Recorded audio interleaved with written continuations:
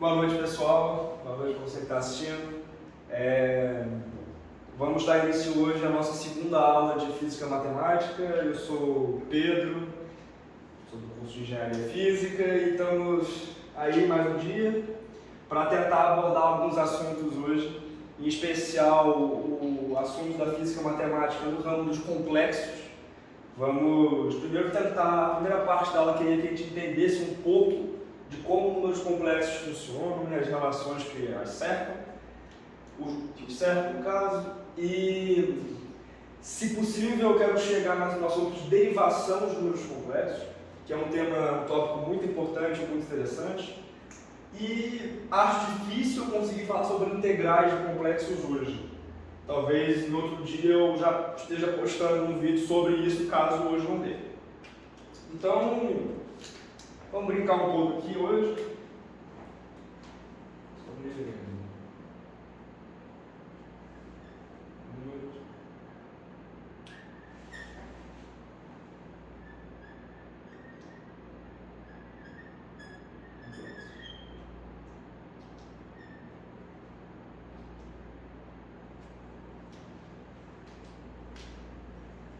Os números complexos, eles são um grupo numérico que foi o último a ser oficialmente posto entre os principais. Ele adere junto aos números reais à família de números imaginários, que são aqueles que são multiplicados pelo i, que nós vamos entender o que ele significa. Então, os números imaginários, pela literatura, eles costumam ser representados com a letra Z. E ele é como se fosse um par ordenado de um x somado a um y que é multiplicado por i, em que x e y pertencem aos reais e i pertence aos imaginários. Ou simplesmente se pode dizer que são complexos. Uma maneira muito boa de visualizar esses números é por meio do plano de Arcangauss.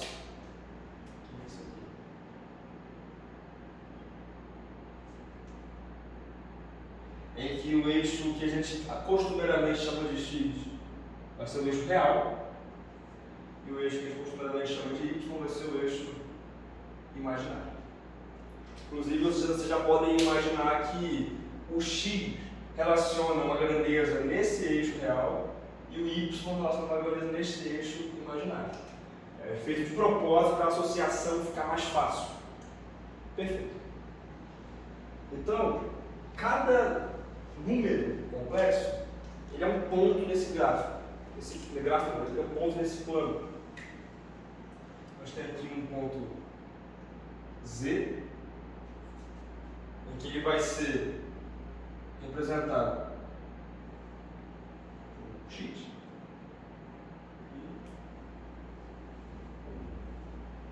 por y. A gente vai entender que, na realidade, o i ele funciona muito melhor como um vetor de direção do que como um número propriamente dito. Então, o ser multiplicado por i indica que eu vou estar nesse eixo. Inclusive, eu já vou brincar um pouco sobre multiplicação entre números complexos, que trazem detalhes mais curiosos do que quando trabalha no universo dos reais. Você tem que considerar sempre rotações. Isso é um tópico muito comum nesse número. Obrigado. Então, vamos primeiro entender algumas propriedades aritméticas a respeito desse número.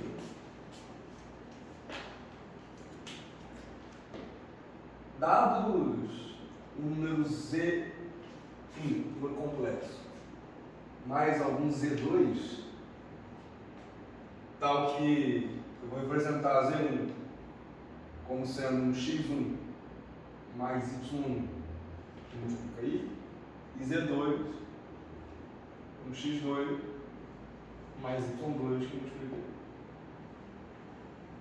O produto entre, não, a soma entre esses dois números segue o que se esperaria de um vetor em R2, por exemplo, no caso de duas coordenadas. A gente teria a soma sendo x1 mais x2,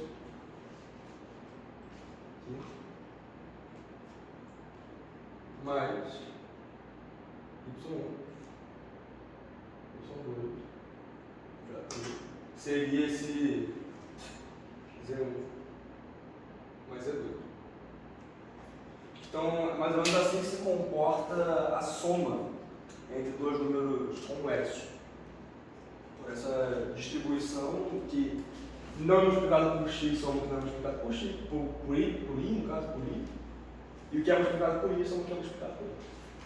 Esse i, ele vem de um problema clássico, vou citar aqui, em que queriam resolver o problema x ao quadrado mais 1 igual a zero.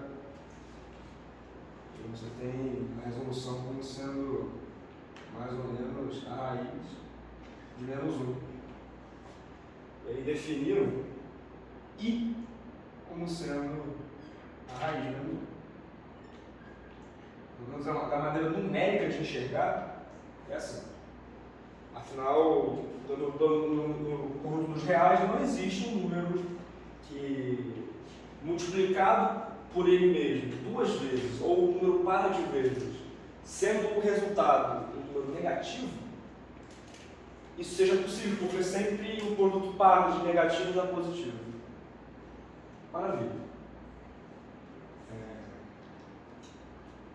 Se você for analisar esse gráfico melhor, tem outras propriedades interessantes.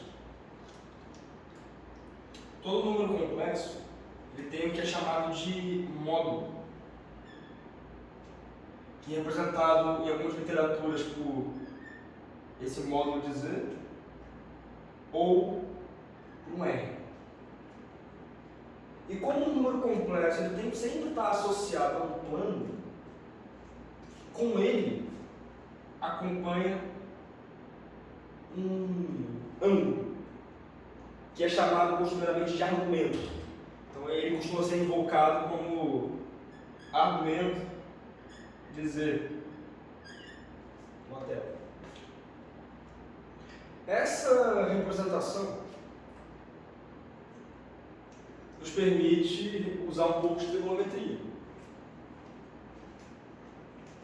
tal forma que, vou usar mais o R daqui para frente, você faz o seno de θ,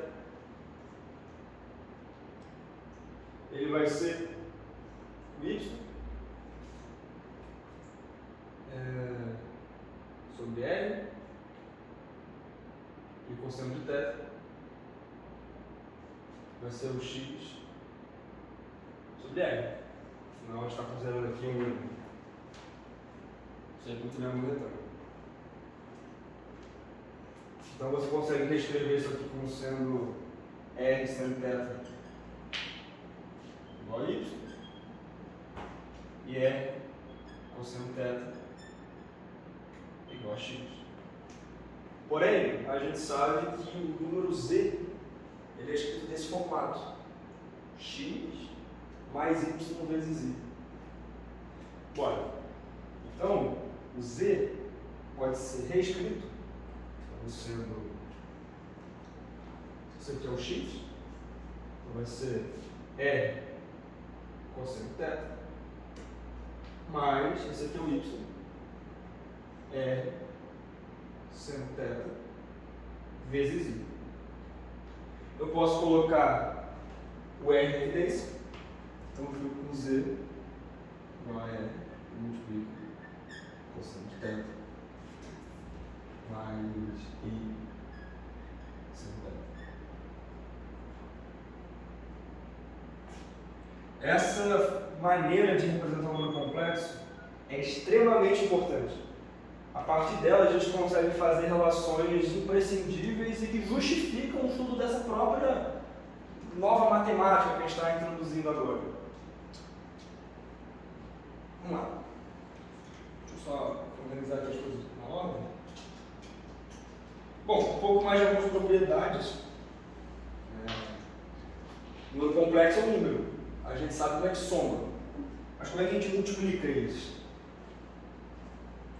Aqui já entra em conceitos bem interessantes. O produto, dizendo, ele se difere um pouco do produto escalar que você esperaria entre vetores R2. Eu já vou fazer toda a analogia entre vetores R2 e vetores do plano complexo, mas a princípio ele segue uma multiplicação distributiva.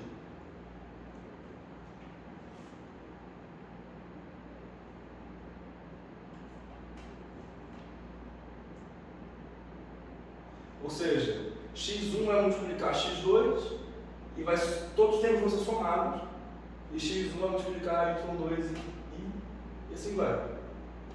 Então, z1 vezes z2 é igual a x1 x2 mais x1 y2i mais x2 y1i mais y1 y2 i ao quadrado. E como a gente definiu anteriormente i como sendo raiz de 1, i ao quadrado vai ser menos 1. E já vou mostrar como que isso funciona geometricamente falando. Mas a princípio só aceita, não aceita tanto que eu estou demonstrando de onde veio, mas que i ao quadrado é menos 1. Então isso aqui vai ficar z1, z2, vai ficar x1, x2, menos y1, y2, mais x1, y2, mais x2, y1, tudo isso multiplicado por i. Sendo essa a parte real do seu número complexo, você ganhou um produto, e essa é a parte imaginária. Então, interessante, dois números complexos multiplicados devolvem um número complexo. Já vai abordar um pouco mais sobre isso. Divisão dos números complexos. Ou seja, eu vou pegar um Z1 e dividir por Z2, sendo Z2 diferente do zero. A divisão de um número complexo é um pouco mais rebuscada, porque não se divide exatamente um número complexo por outro. Por quê? Porque eu já vou falar, mas o inverso de i não é muito bem o que ele parece ser. Antes de falar sobre essa divisão, eu preciso introduzir um conceito para vocês chamado conjugado de número complexo. Em algumas literaturas ele é representado com um traço, em outras ele é representado com um asterisco. São as mesmas coisas.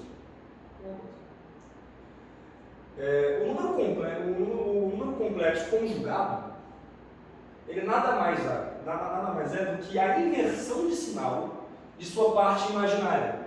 Ou seja, se z é igual a x mais y, z conjugado é x menos y. Simples assim.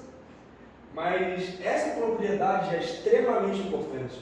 Ela acarreta visualizações no plano que eu considero muito plausíveis. E faz sentido existir uma função desse calibre. Por quê? A gente vai ver agora, se a gente abrir a expressão do que acontece se um determinado número complexo z é multiplicado pelo seu conjugado. Bom, a gente tem que z vai ser x mais y, o seu conjugado vai ser x menos y. Fazendo esse produto, vamos ter x ao quadrado menos xy mais xy menos y ao quadrado e ao quadrado. Percebam que menos xy mais xy corta. I ao quadrado é menos 1 vezes menos y ao quadrado é mais y ao quadrado, então fica que z vezes z conjugado é simplesmente igual a x ao quadrado mais y ao quadrado.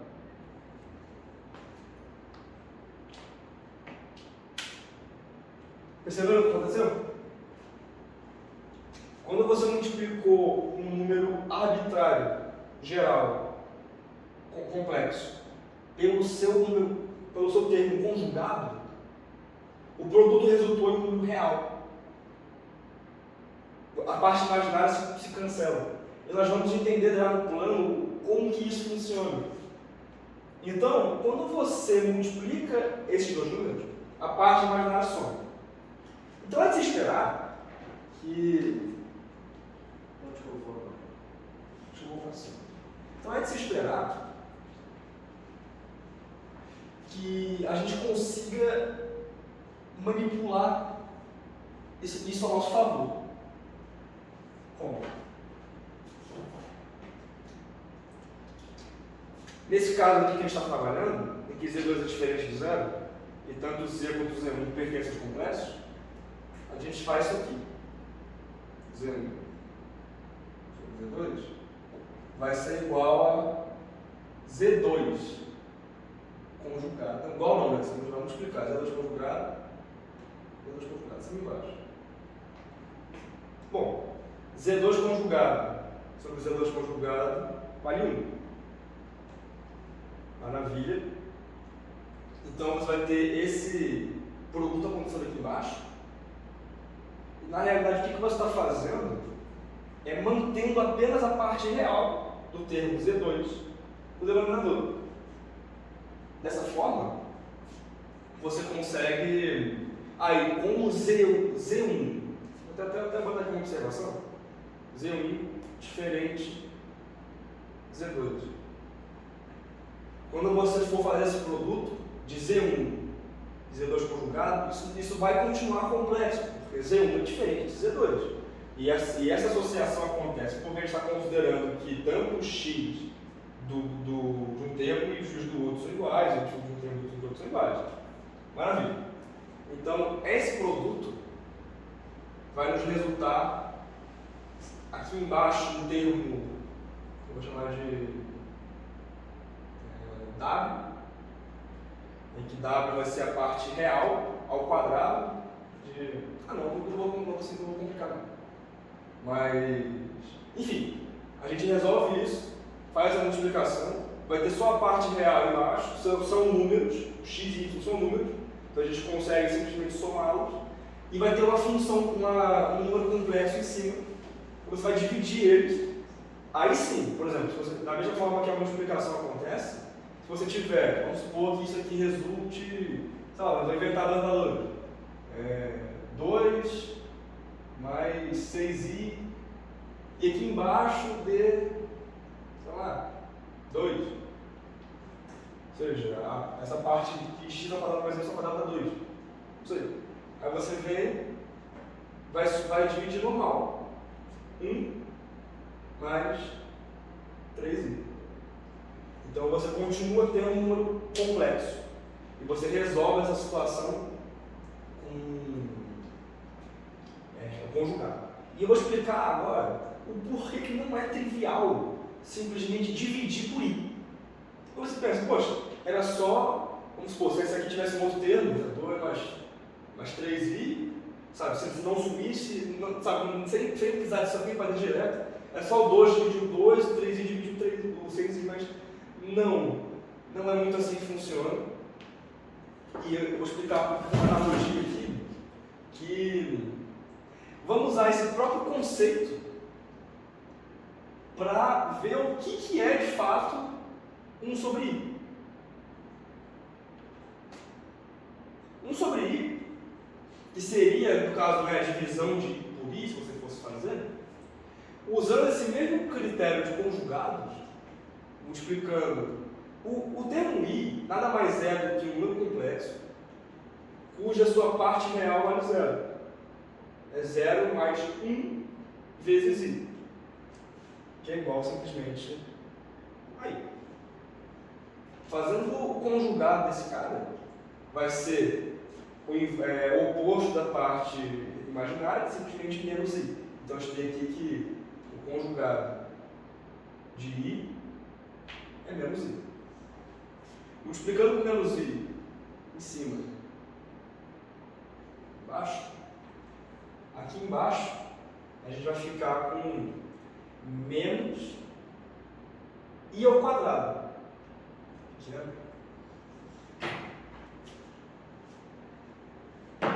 Aqui embaixo a gente vai ficar com menos i ao quadrado e aqui em cima nós vamos ficar com menos i. Porém, i ao quadrado, como a gente viu aqui, é menos 1. Menos 1 vezes menos 1, no caso, vai ser simplesmente 1. Então esse termo aqui embaixo vale 1. E aqui em cima, continua só o menos i. Esse aqui vale menos i. Ou seja, menos i é igual a 1 sobre i. Olha que curioso. Então, por isso que dividir por i não é muito normal de você simplesmente cortar o i por baixo. Isso não é tão fácil, porque tem essa relação aqui que acontece. E já já a gente vai entender um pouco o que significa isso aqui, esse termo menos i. Porque, por exemplo, eu explico agora, deixa eu ver aqui rapidinho.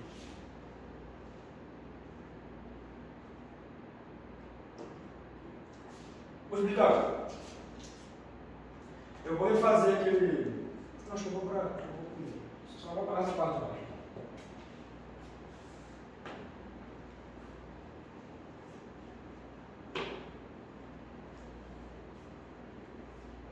O produto entre dois números complexos tem algo a mais do que simplesmente fazer a soma da distribuição dos termos entre os números. Eu simplesmente fiz aqui o produto dos dois números complexos. Isso não é tão trivial assim. Por quê?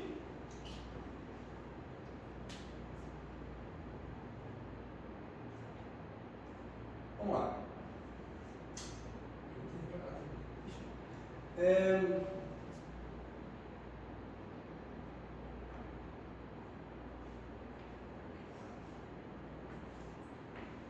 Quando você faz o produto entre dois números complexos, o argumento deles é somado. E a maneira mais fácil, ao meu ver, de identificar isso é vendo as potências inteiras de i.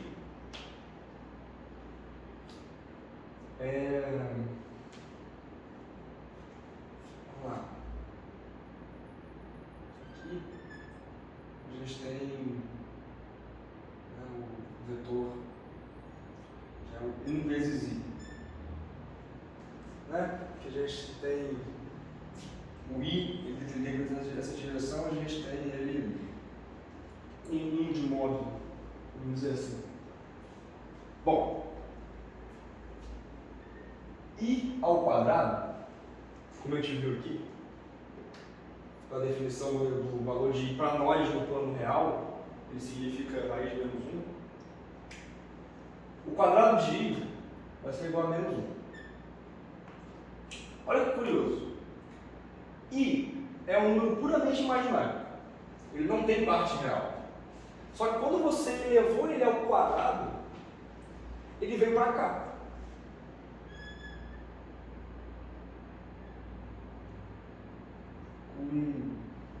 Também módulo 1, só que na direção negativa. Quando você faz I ao cubo, nada mais é do que menos 1 vezes I. Porque, não, eu pulei uma parte. Isso aqui vai ser I ao quadrado vezes I. Só que I ao quadrado é menos 1. Então, vou dizer que é menos 1 vezes I, que é menos I.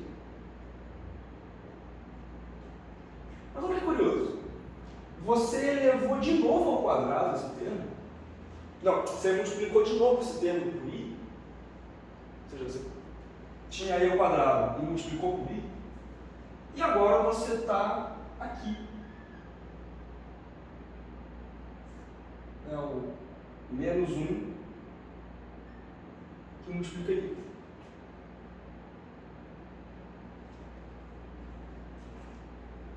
E se você multiplicar por I de novo, I à quarta, isso aqui vai ser igual a I ao quadrado vezes I ao quadrado.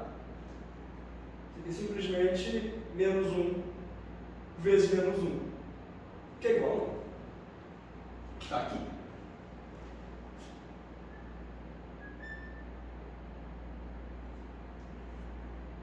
E se você fizer I à quinta, isso vai ser I à quarta vezes I. I à quarta você acabou de definir que é 1. E aí? E você volta para cá. Então você vai ficar dando essa volta. Só que o que está acontecendo?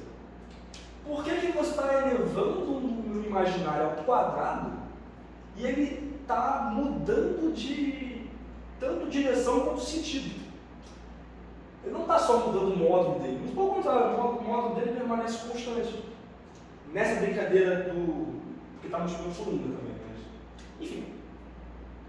O que acontece é que, a partir do eixo real, do primeiro quadrante, a gente pode estabelecer um ângulo.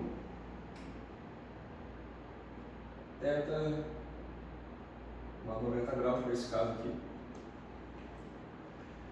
E quando você faz I vezes I, na realidade, o que você está fazendo é fazendo o produto do módulo de I vezes o módulo de I, mas os argumentos de cada termo são somados e o resultante da soma vai ser o argumento do próximo termo que vai ser formado desse produto. Ou seja, se o argumento de I é 90 graus, quando você faz I vezes I, você está fazendo 90 graus mais 90 graus, que é igual a 180 graus, que é justamente para onde vai o produto deles. Então, é igual a 90. Então aqui fica θ1 mais θ2, que é igual a 90. E se você multiplicar de novo por I, um vetor que já está com 180 graus, vai ser somado a ele 90 graus e vai vir para 270 graus. A mesma coisa vai vir para 360 graus e assim vai. Então isso é muito importante para quando você vai trabalhar com números complexos e com o produto deles. A gente já vai entender melhor, utilizando essa maneira de escrever, por que isso acontece, para poder visualizar um pouco mais do porquê que isso acontece. Mas, a princípio, Essa é a brincadeira que a gente faz com o produto entre dois números complexos. E eu queria agora, eu meio que pulei uma parte que eu tinha para fazer. Um termo que eu não defini direito aqui, mas que pela trigonometria ele se torna algo não tão complexo, que esse R ele vai vir por Pitágoras. Ele vai ser um R quadrado, é o Y quadrado, mais x ao quadrado. Simplesmente esse triângulo aqui.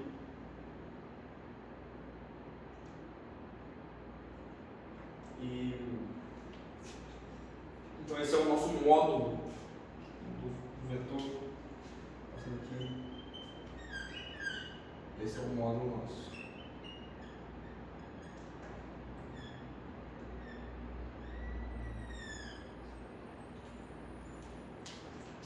Maravilha. Agora, eu estou querendo fazer uma associação da aula passada. A gente trabalhou um pouco com expansões de Taylor.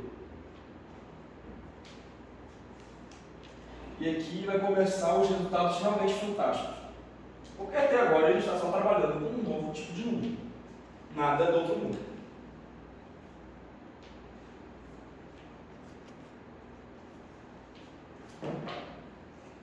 Retornando para a expansão de Taylor, em que um determinado f de x ele é aproximado por um f de a na enésima derivada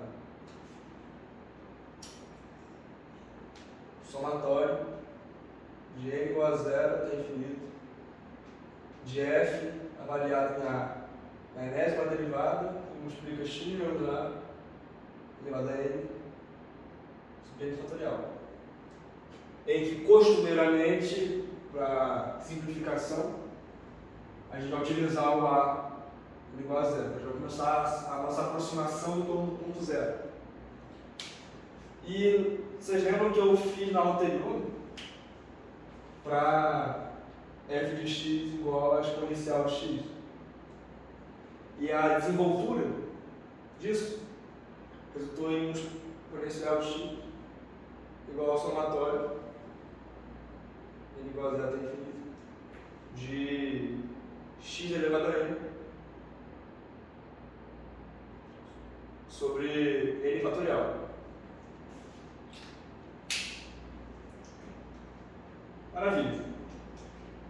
Só que tem uma brincadeira que se faz.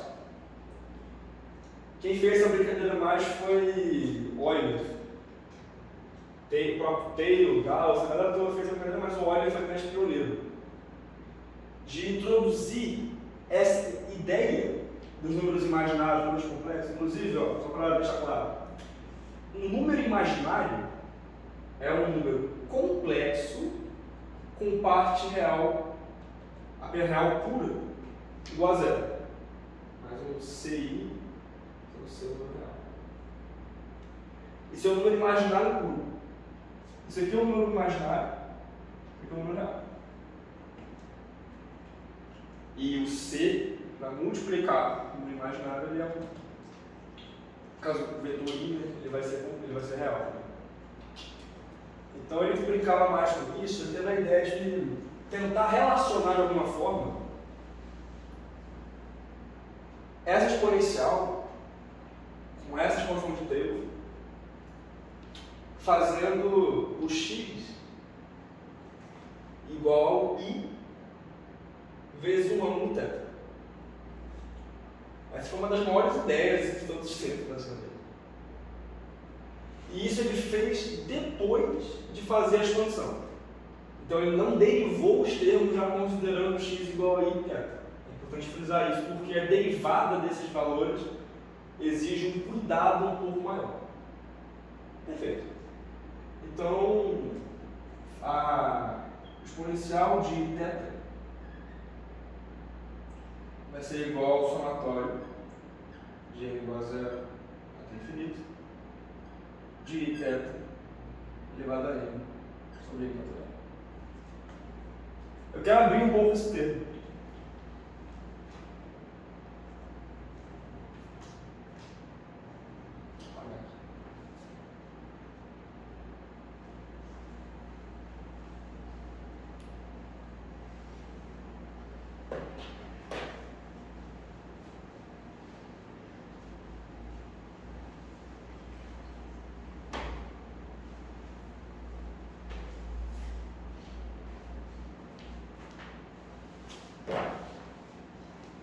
Vou abrir alguns termos só. Exponencial de θ é igual a n mais iθ mais iθ quadrado sobre 2 mais iθ ao cubo fatorial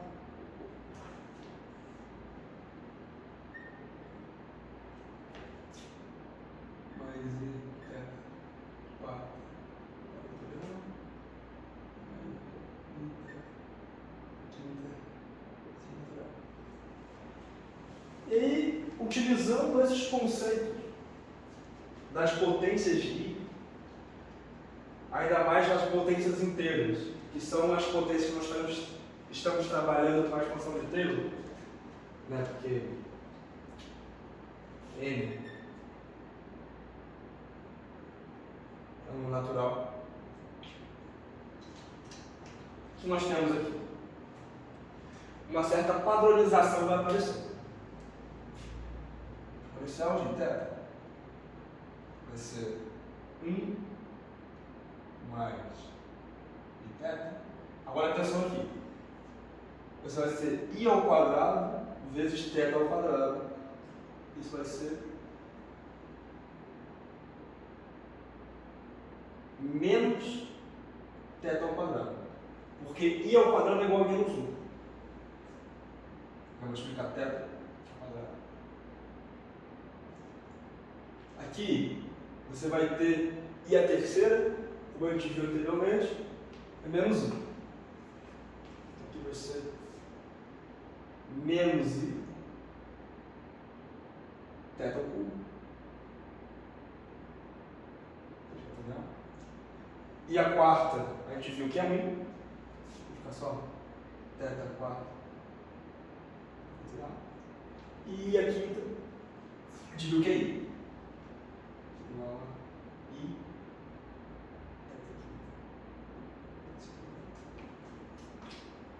θ. Ou seja, nós estamos tendo uma certa alternância entre o número real e complexo. Real, complexo. Real, complexo. E não só isso. Dentro da própria alternância, há uma variância de sinal cadenciada. Positivo, negativo, positivo. O próximo seria negativo, positivo, negativo, positivo. O próximo seria negativo, assim por diante. Vamos agrupá-los. Quero fazer aqui o exponencial de θ.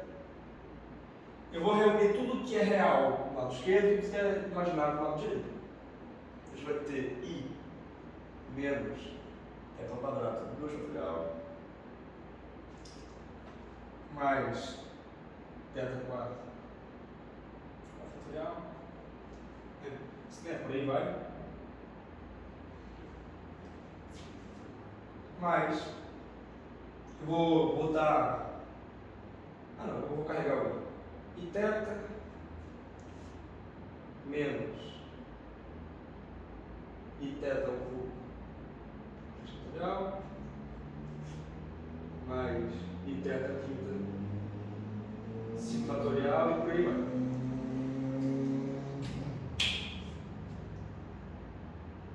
Olha o que eu fiz. A gente estava trabalhando com a expansão de Taylor da exponencial de x. Fizemos a substituição de x como sendo I vezes θ. Abrimos esse termo. Percebemos uma certa padronização em o que é real e o que é imaginário. Separamos o que é real aqui e o que é imaginário aqui. E agora, eu vou fazer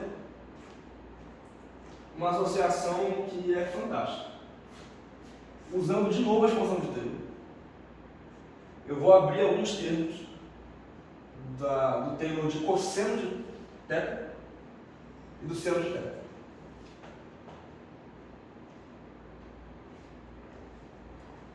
Vocês perceberem uma coisa interessante. A expansão de Taylor de alguns termos para o cosseno de θ vai ser assim. Vamos fazer as derivadas. Vamos analisar sempre em torno de A igual a zero.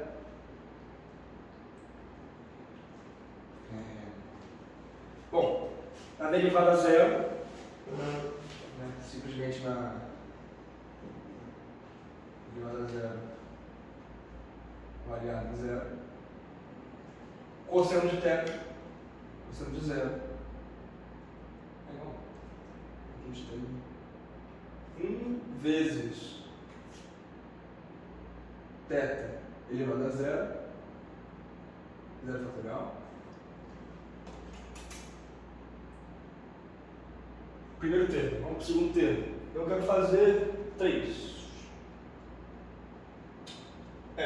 Não, eu quero fazer 6, no caso. Olha que interessante. Quando você faz a derivada primeira, avaliada em zero, de cosseno de θ, isso aqui fica menos seno de zero. Avaliado em zero.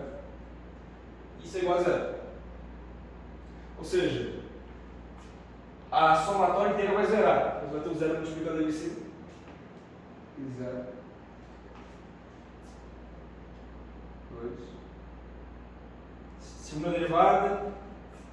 Vou derivar isso aqui, vai ser menos cosseno de zero. Estou trabalhando em zero. Isso aqui vai ser menos 1. E como eu estou em n igual a 2, o meu produto ali vai ser menos 1, que multiplica θ ao quadrado. 2 fatorial.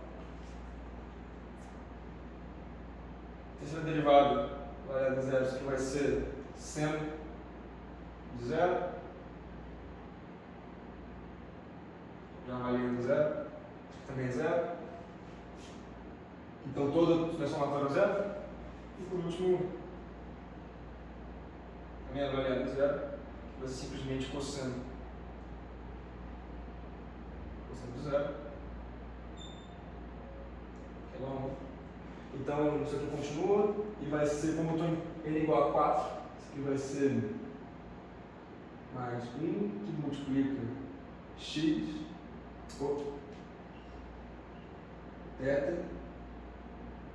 elevado a 4.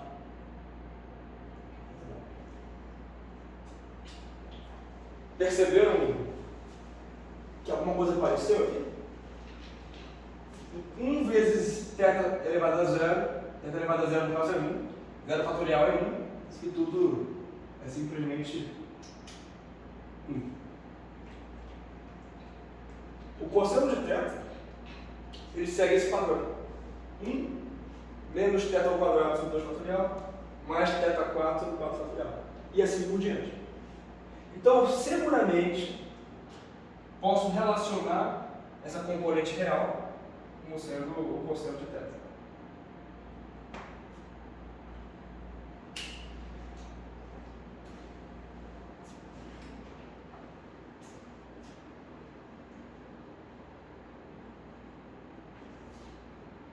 Nesse pensamento,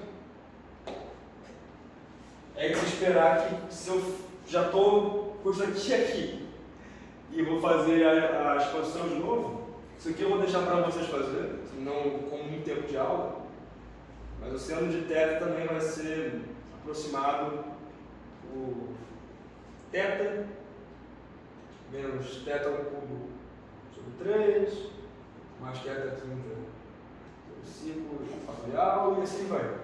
Assim vai embora. Esse I eu posso pôr em evidência, tal forma que isso vai ficar I θ menos θ por fatorial mais θ aqui, fatorial vai embora. Mas esse termo todo aqui, você consegue demonstrar, seguindo aquele princípio, que vale sempre. Ou seja, chegamos nessa maravilhosa igualdade. Por expansão de Taylor, que a exponencial de θ pode ser representada como sendo cosseno de θ mais I seno θ.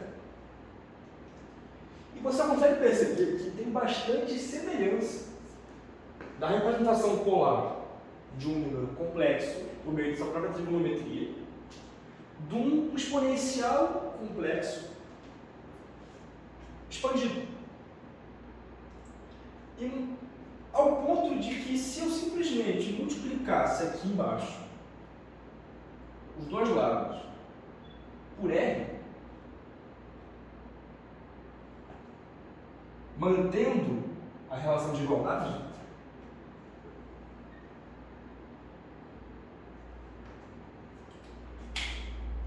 esse termo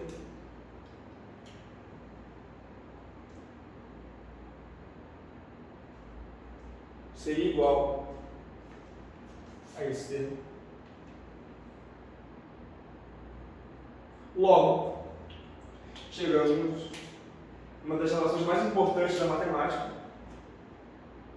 que o número complexo pode ser representado como R exponencial de θ.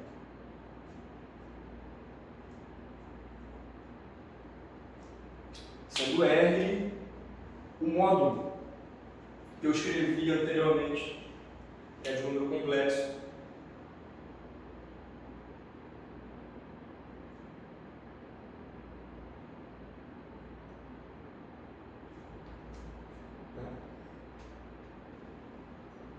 ou seja, a gente consegue representar um número complexo pelo produto do seu módulo com algum exponencial de θ. Maravilha. Com esse resultado, a gente consegue enxergar um pouco o que acontece, que eu expliquei, do produto entre dois números complexos. Por quê? Quando você faz Z1 vezes Z2, você está fazendo R1 exponencial de I θ1 vezes R2 exponencial de I θ2. De tal forma que isso fique R1 vezes R2 vezes exponencial de I. Aí você vai fazer agora θ1 mais θ2. Porque você tem a mesma base, soma. With que evidência. Então aqui que aparece a soma entre argumentos. Aqui que é possível visualizá-lo quando você abre a exposição polar do número complexo. E tem mais aqui para dizer relação a isso. Assim, uma das um pouco erroneamente chamadas de fórmulas ou equações é mais uma identidade, dita como a identidade mais bonita, uma das bonitas da matemática, que é a identidade de Euler, que diz que a exponencial de I elevado a π menos 1 mais 1 é igual a zero. Isso vem diretamente dessa definição aqui. O que ele faz é simplesmente colocar θ igual a π. De tal forma que você vai ter a exponencial de I vezes π igual a cosseno de π mais I seno de π. Só que o seno de π vale zero. E o cosseno de π vale menos 1. Isso aqui fica exponencial de π igual a menos 1. Ou exponencial de π mais 1 igual a zero. Aqui a gente vê como que essa relação vem naturalmente para essa ideia genial de relacionar a trigonometria e os exponenciais. Maravilha.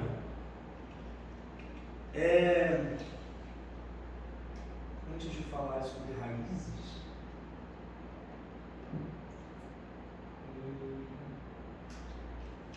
eu quero falar um pouco mais sobre algumas relações complexas no plano que eu elaborei antes.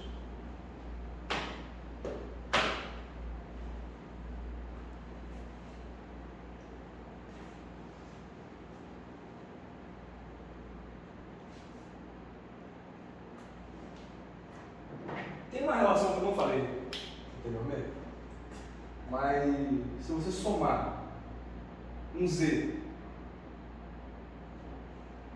com o seu conjugado, isso aqui é 2 vezes o real de Z. Essa terminologia aqui é muito comum nos livros de vestibular militar, em que isso aqui significa, por exemplo, dado um Z igual a x mais yi, o real de Z é igual a x, enquanto o imaginário de Z é igual a y. Essa terminologia não é muito usada no livro do Arfken, que a gente usa, mas eu trago para cá. Por que isso acontece? Bom, quando você abre os termos, isso se torna mais explicativo. X mais y mais x menos y. Isso aqui é simplesmente igual o y vai embora com menos y, isso aqui é igual a 2x. Que é 2 vezes a parte real. Ou seja, eu estou te dizendo que a soma de um número real com o seu conjugado devolve o número real. Curioso. Vamos observar melhor isso.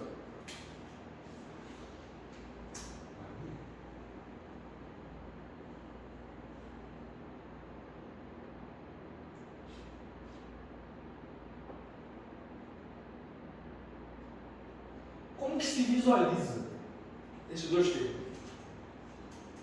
Bom, dado o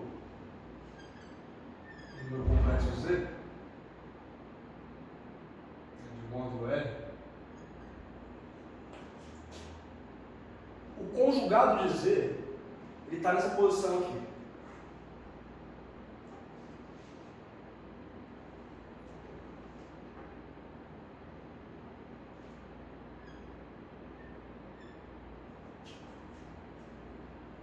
Por quê? Como a gente segue essa terminologia aqui, que Z é igual a um X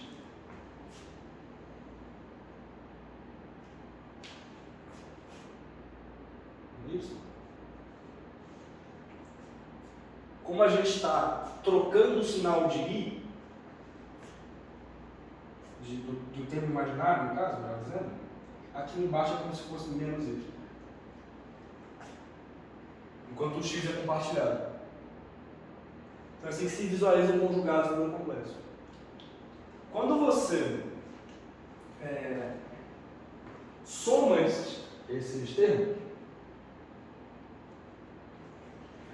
é como se você estivesse trazendo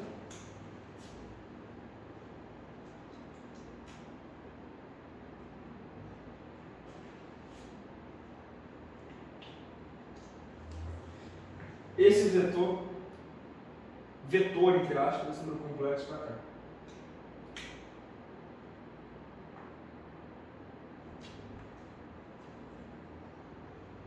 Aí você fizer uma soma espelhada na ideia dos vetores,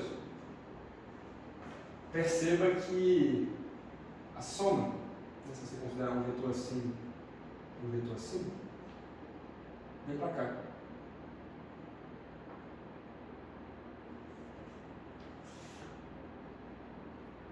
E como isso aqui era x menos y, isso aqui era x mais y,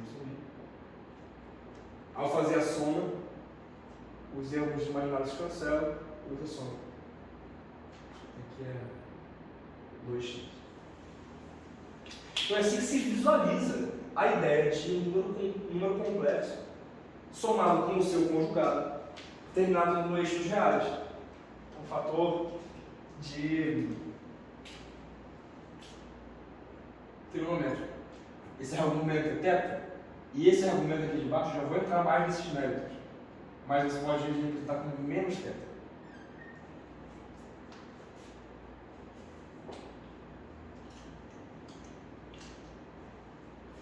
E eu gostaria de fazer um pouco analogia em relação ao significado do produto desses termos. Quando você retorna ao domínio dos complexos, ao domínio dos reais,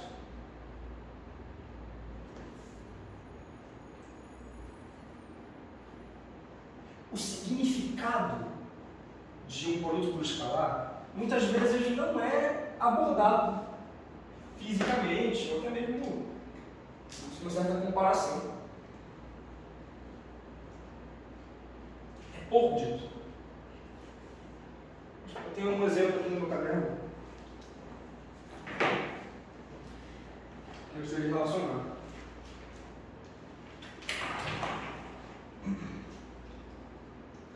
Então vamos voltar para os reais um pouquinho. Tá, que aqui é x, aqui é y. A gente está em R2. Em que eu vou arbitrar um vetor v de coordenadas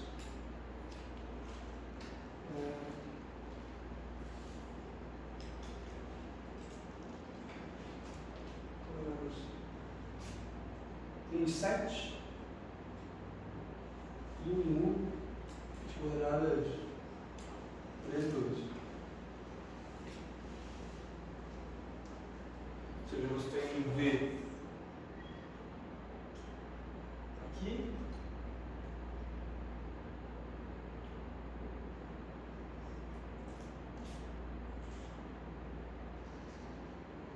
e um aqui.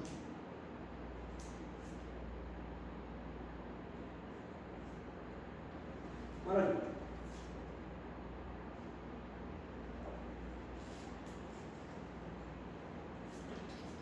Quando você faz o produto por escalar desses termos,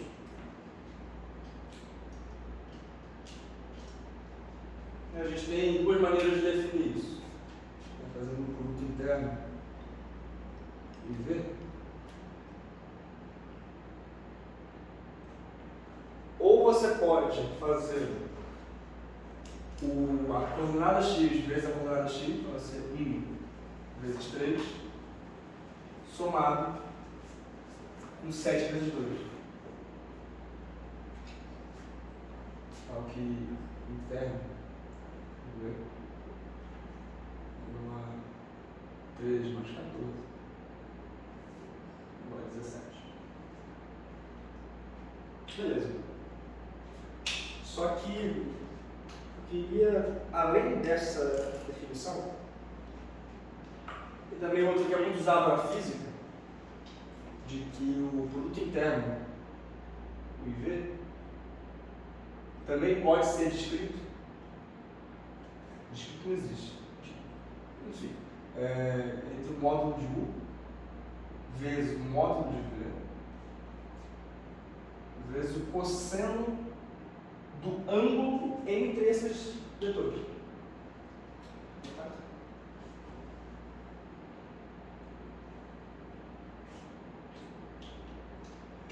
E é interessante analisar a relação de ângulo, porque ao efetuar um produto interno, o que está realmente fazendo, de mim ver, é como se a gente estivesse analisando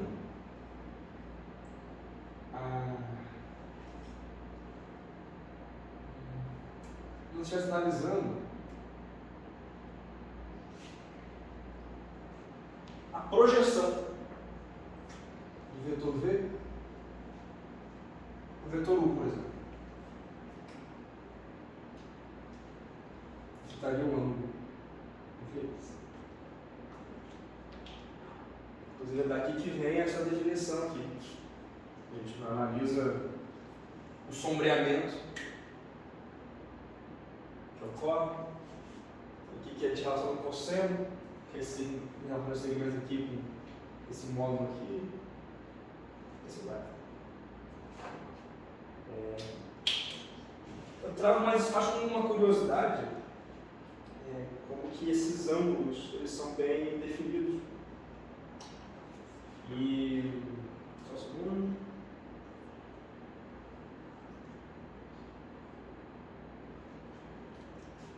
E os resultados que a gente tem de produtos internos, percebem que eu tinha dois vetores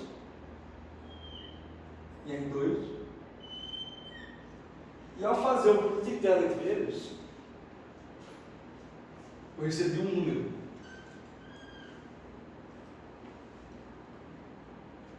Eu até fiz aqui, anotei coisas em relação a explicar isso mais, mas eu vou dar isso para uma aula mais de álgebra linear mesmo, senão eu desfoco muito aqui.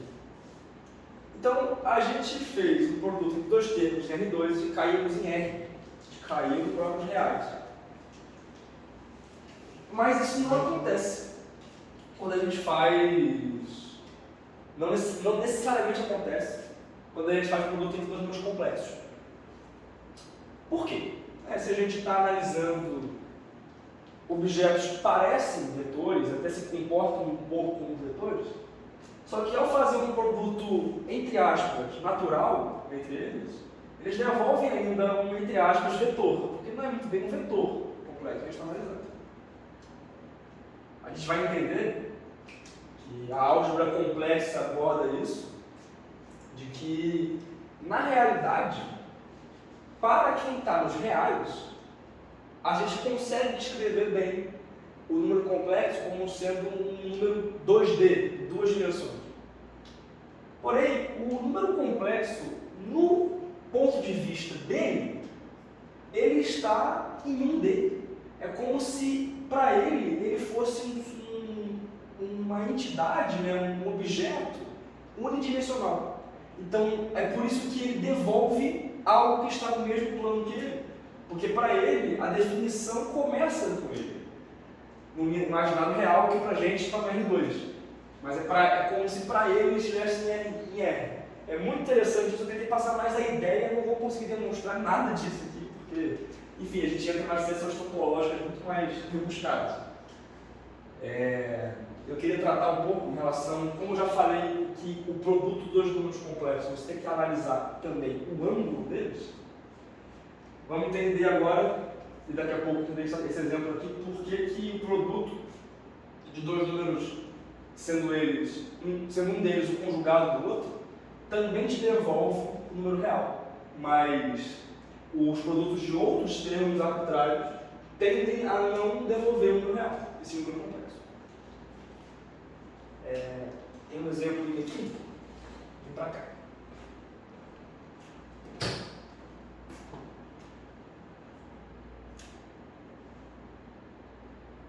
Que horas são? 7h20. Beleza. Não vai dar para entrar nem em derivados, pá. Jesus Cristo.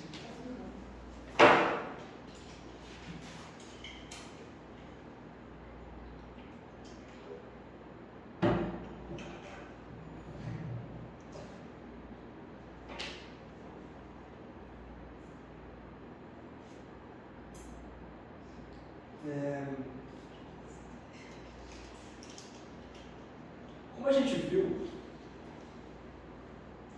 aquilo que eu paguei agora, o produto de dois números complexos, a forma polar, vem dessa forma.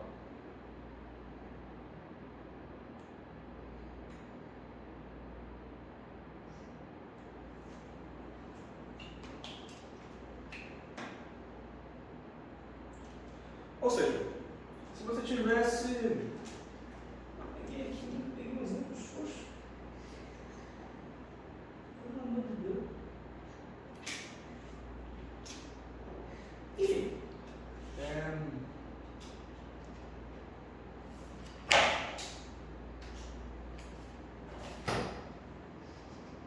Bom, se você fizer...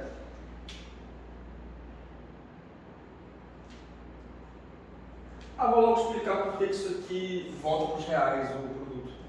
Para quando você fizer Z1 vezes Z1 conjugado, esse resultado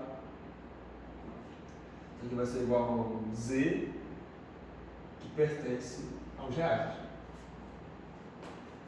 Por quê? Como a gente discutiu um pouco essa questão da soma de ângulos, ao fazer esse produto, você vai ter o R1 vezes R1 de novo, porque no caso de fazendo... Calma, vou para cá. Fazendo esse produto aqui, você vai ter R1 vezes R1, né, o módulo desses termos é o mesmo, vezes exponencial de I. Agora, por isso que eu falei que a gente poderia representar isso aqui como sendo menos θ. Porque assim, se você for começar a contagem não a partir daqui, mas sempre a partir do termo positivo do primeiro quadrante, é como se você tivesse um ângulo aqui, θ2, aqui você θ1. Porém, eles estão de tal forma que θ1 mais θ2 é igual a 360 graus, que é igual a 0 graus. Porque θ1 é justamente o que falta para θ2 dar a volta completa. Então, tanto essa representação quanto essa representação aqui são válidas.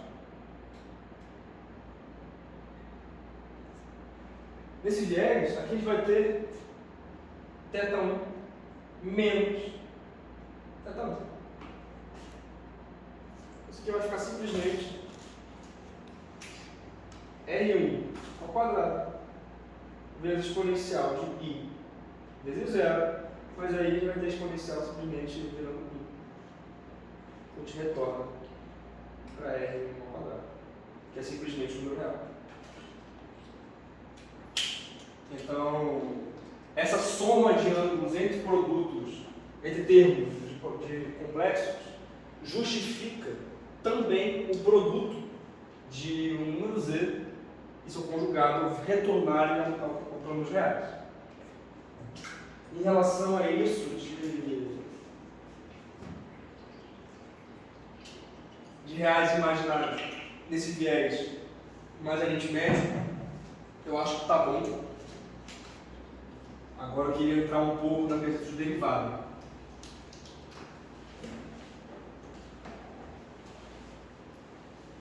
Vou apagar tudo aqui.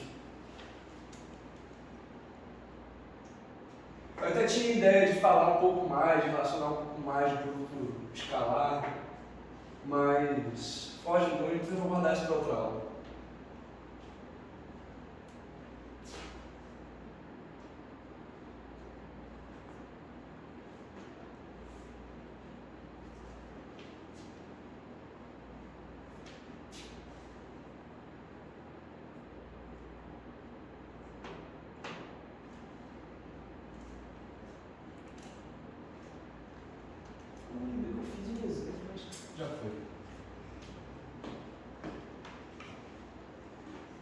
Maravilha.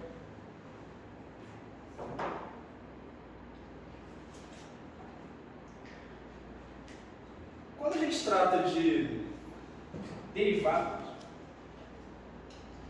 do plano dos complexos, as relações são completamente diferentes do que a gente está acostumado no plano de retas.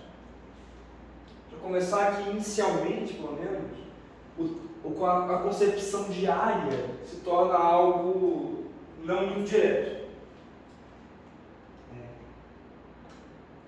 Até o próprio sentido de comprimento se perde um pouco. No plano dos complexos, a gente entende mais como um sensor de distúrbios.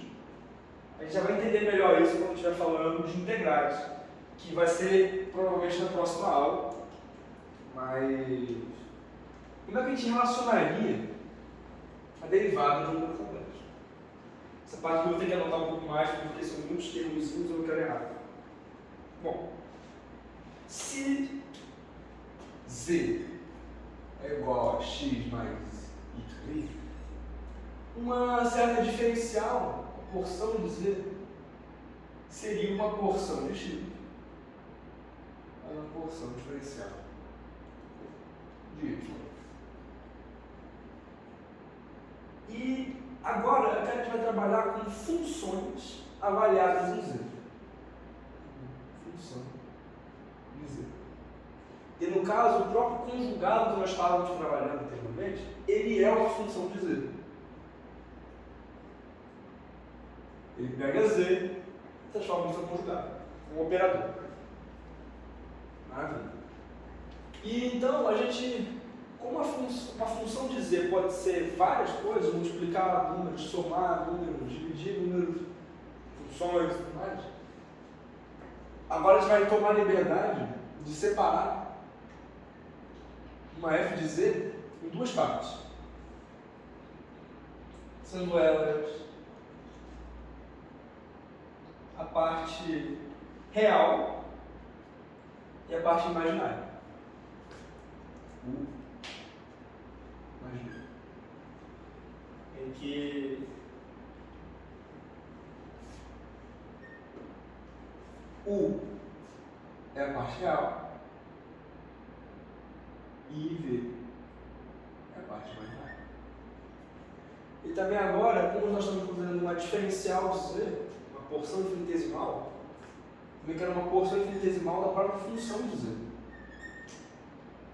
Vai ser uma porção infinitesimal de U mais uma porção infinitesimal de V.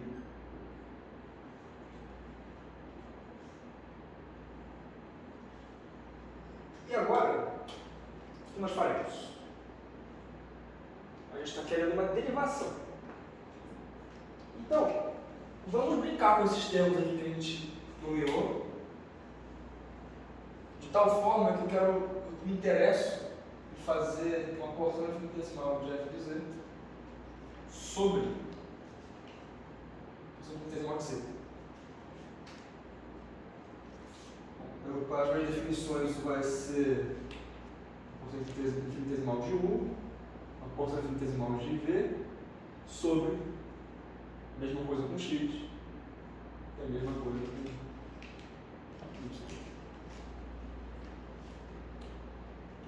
Até agora a gente está só brincando com as definições, a gente está botando uma função de z completamente generalizada, com duas partes, a parte real e a parte imaginária, já arbitrárias. A gente está tendo uma porção infinitesimal de z, de tanto a função de z como o próprio z, que nós definimos como uma soma de x mais y i, sendo x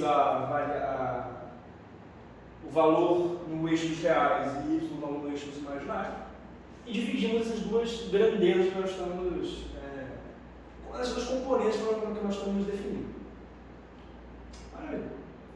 Mas a gente tem interesse justamente quando o limite desse diferencial de z, a porção infinitesimal de z.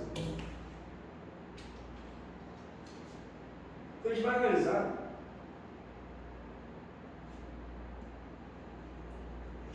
de duas formas isso. Voltando para o plano dos complexos.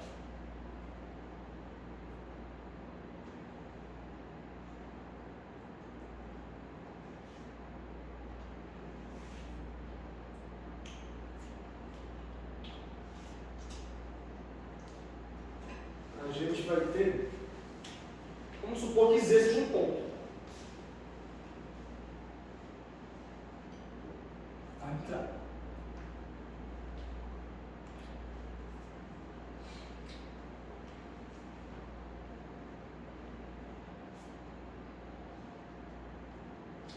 A maneira como a gente vai se aproximar de Z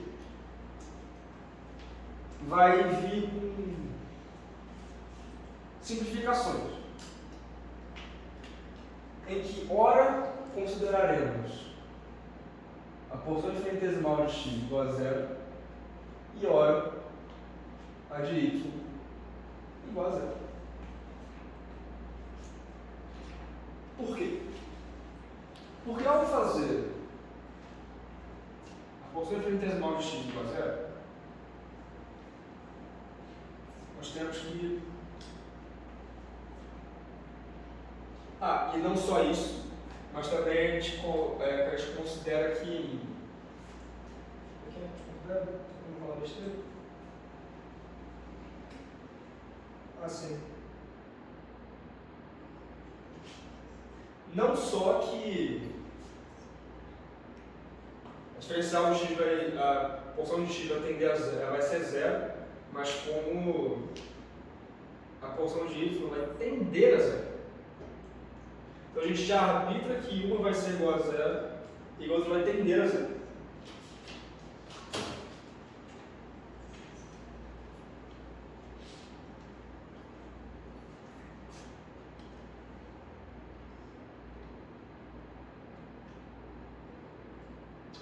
A zero? Eu sou esquisito isso.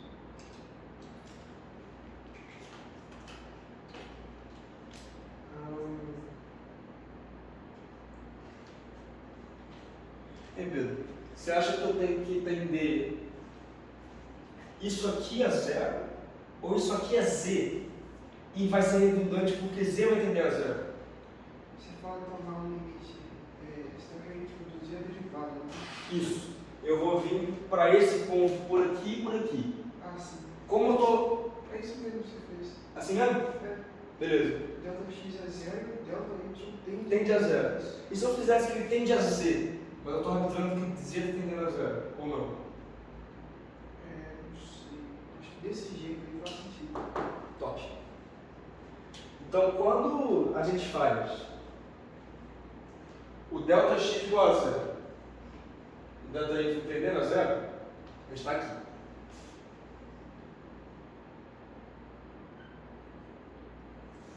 O x vai ser igual a zero aqui.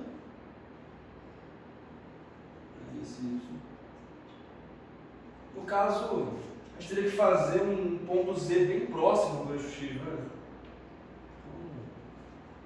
Eu espero que aqui uma porção da infinitesimal de y é muito próximo.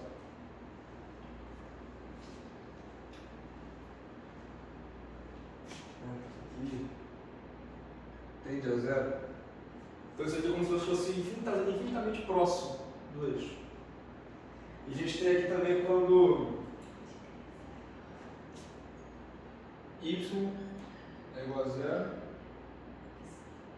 e x tende a zero. A gente está aqui também.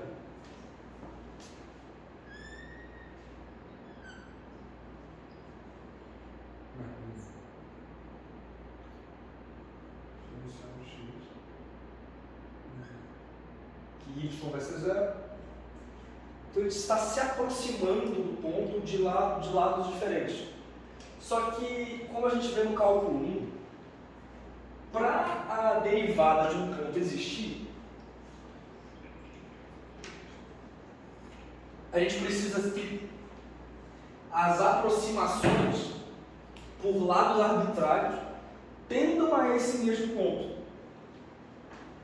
Né? Ou seja, se a gente tinha uma função lá do cálculo 1, né? Uma função arbitrária assim, mas que a derivada nesse ponto, vir para cá ou para cá tem que chegar nesse mesmo ponto. E aqui daí vem as questões de continuidade e tudo mais. Tudo entra nesse critério. É o mesmo.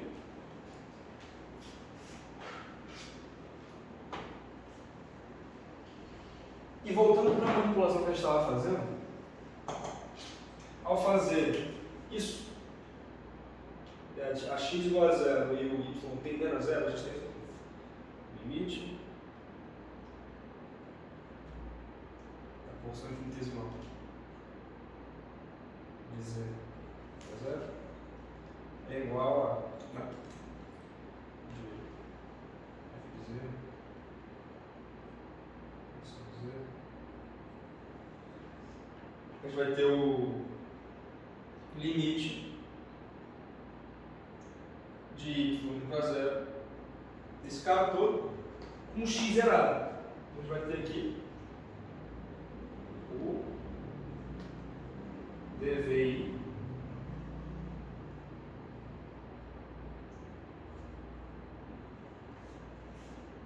a gente tem isso aqui. Um comitinho mesmo agora.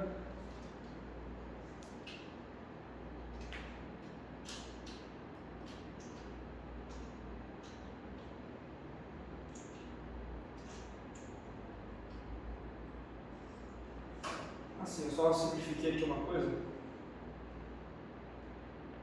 Já simplifiquei isso. Eu já multipliquei aqui o índice de baixo pelo conjugado dele para tirar esse aqui de baixo. Então aqui, mesma coisa.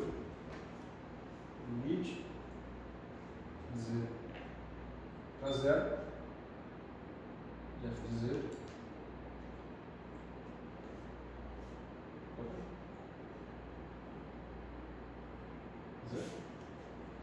vai ser igual a... Agora você zera o y e vai ter dx a 0.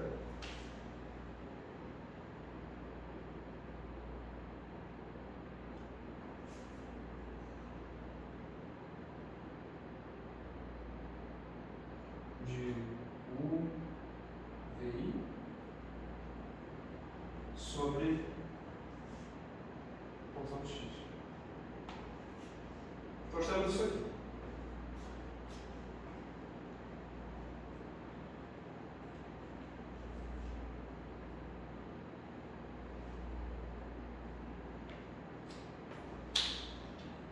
Porém, como eu expliquei, essas duas aproximações devem ser iguais para essa derivada que a gente está querendo construir existir. Ou seja, a gente está querendo dizer que a porção de u, que o limite, a porção de y tendendo a zero, a porção de u, a porção de vi, sobre uma porção y. Que aqui eu já vou multiplicar aqui por menos i sobre menos i, vai fazer essa divisão. Aí isso vai ficar menos i na porção de u, menos porção de v i ao quadrado. Mais i ao quadrado é menos 1. Menos 1, mais 1. Aqui embaixo sobre menos 1 ao quadrado, a mesma coisa aqui. Menos 1 ao quadrado vai ser simplesmente 1.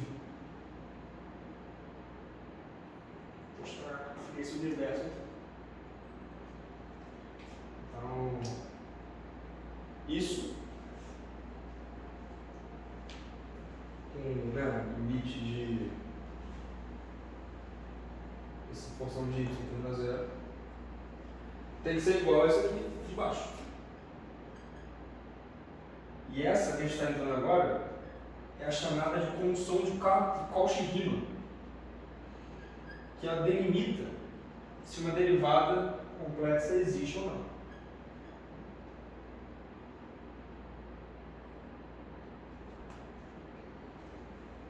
Esses dois termos devem ser iguais. Então vou igualá-los aqui.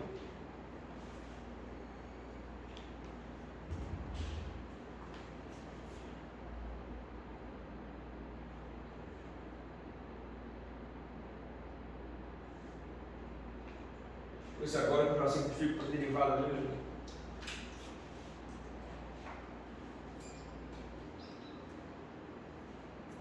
Bom, agora a gente tem que igualar as partes reais e as partes imaginárias disso. De tal forma, agora eu vou tomar a liberdade de representar essas porções como infinitesimais, né? Eu já estava pedindo isso, aqui, vou tratar como uma derivada mesmo, parcial. Então, uma derivada parcial de 1 em relação a x, e aliás, só um adendo, u e v dependem de x e y. Então, por isso que eu uso as derivadas parciais. Você está vendo que a derivada de 1 em relação a x tem que ser igual à derivada de v em relação a y. Além disso, nós temos que a derivada de v vezes i com relação a x é igual menos derivada de 1 em relação a y. E aqui, muita atenção, você não pode simplesmente, assim, na prática até dá, mas o ideal não é simplesmente cortar isso aqui. O certo seria. Deixa eu ver se eu estou falando besteira. Nossa, um sinal. Tem uma coisa errada com isso.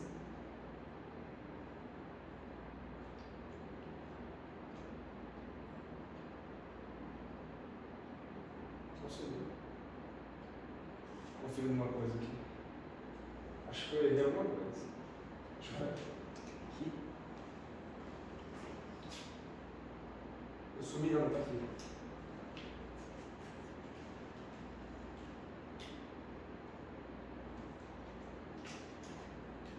Eu posso só cortar?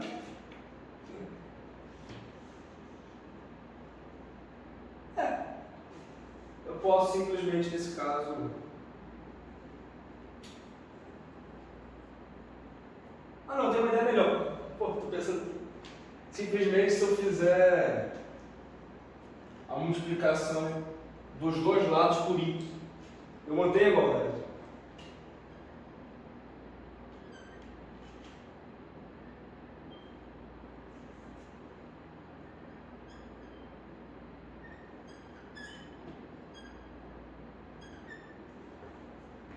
De tal forma que isso vai ser i ao quadrado, i ao quadrado, ambos vão ser menos 1, só que aqui vai ficar menos dv dx igual a menos 1 vezes menos du.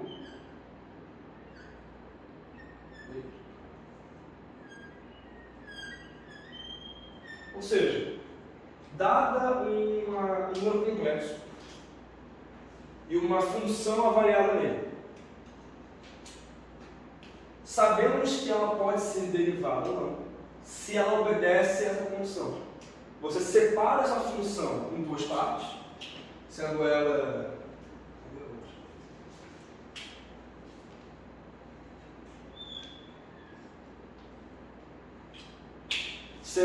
uma parte real e outra parte imaginária, e você faz as derivadas parciais. Se conseguirem ser satisfeitas as desigualdades, a sua função pode ser julgada. E essa foi a construção de Cauchy-Riemann. E eu acho que eu vou encerrar a aula por hoje, porque o próximo assunto seria a parte de funções analíticas. Só que só faz sentido abordar esse tópico se eu estiver falando de integral junto. Então, por hoje, eu vou manter encerrado. E é isso. Espero que vocês tenham gostado. Muito obrigado por terem vindo. E valeu, gente. Vai ter mais episódios daqui a pouco, tá?